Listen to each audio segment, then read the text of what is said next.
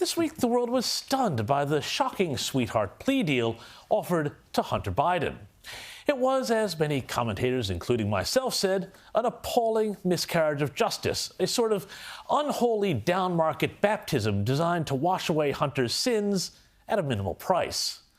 And a further piece of proof that America now has, yes, a two-tier justice system where law enforcement protects the corrupt party in power while trying to jail members of the opposition. And guess what, folks? You ain't seen the half of it. I have a new piece of evidence that goes to the absolute heart of whether or not Hunter Biden was in fact shaking down foreign hostile governments to sell access to his dad, while enriching the entire Biden family in the process. Now, stick with me here, because there's a few pieces to this puzzle, and the first is a WhatsApp message that was revealed by Republican lawmakers Thursday.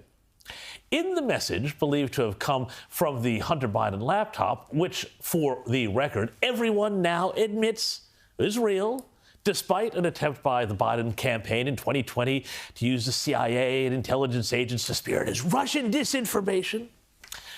In the message, Hunter is seen trying to heavy a Chinese businessman and Communist Party member who was also a quote-unquote investor. Yes, an investor in Hunter's quote-unquote business. Now, the message went like this. And imagine this Hunter doing the whole Don Corleone routine.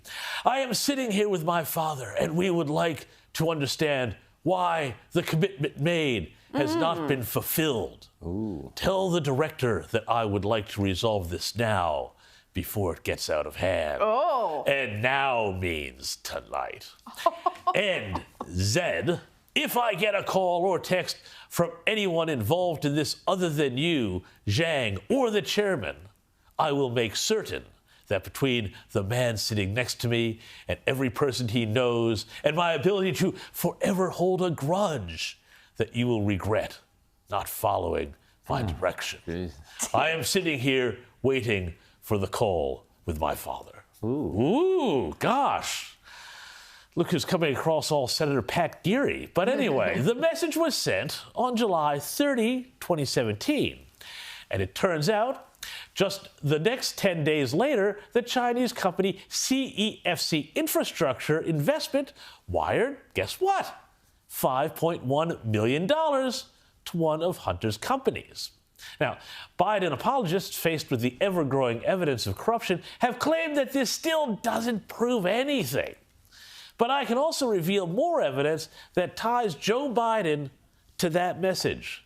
Investigations have revealed that Hunter was at the Biden family property in Wilmington on that very day when the message was sent, and even posed for pictures in his dad's beloved Corvette. The same one that he keeps in that locked garage with all the old classified documents and stuff. Now, the pictures further tie the president to the message in what can only be seen as a clear attempt to extort money for access and favors. Amazingly, a reporter managed to get a question up on this in a White House briefing with spokesman John Kirby, who took it, very well and walked out. So just a couple of questions about this. First, does this not undermine the president's claim during the 2020 campaign and the reaffirmations of that claim by his two press secretaries since then, that he never once discussed his son's overseas business dealings with him? No, and I'm not going to comment further on this. We're good. I'm not. James, let me save you some. Let me save you some breath. If you're going to ask about this, I am not addressing. I know you do more than I'd like you to have. I am not going to address this issue from this podium. I'm just not going to do it. All right. I'm not going to do it. Where was the president on the day? Thank you. Karine Jean-Pierre also got very annoyed indeed with the White House press corps, which seems to have rediscovered its backbone. Yes or no, was the president involved in the shakedown attempt? Stephen, Yes or no? Stephen, I just answered the question. It's not up to you how I answer the question. I just answered the question by telling you my colleagues at the White House Counsel has dealt with this, and I would refer you to them. Go ahead. Karine, can you just remind us what your colleague said from the White House counsel, so we have it. I would refer you to them, and they will share their statement with all of you. My question is about your statements from that podium. You've stated that the president stands by his comment from the 2020 campaign that he never once discussed his son's overseas business dealings with his son. And you stood at that podium and you reaffirmed that. Do you stand by your reaffirmation? What I will say is nothing has changed. Nothing has changed. And I will leave it there. Anything else, I will refer you to the White House counsel. This is not a change? I just answered the question. You just asked me, does my statement change? I just told you nothing has changed. That's answering the question. Now, all of this comes amidst further reports from whistleblowers that the Justice Department impeded an IRS investigation of the president's son, Hunter. Further evidence of that two-tiered justice system I mentioned before.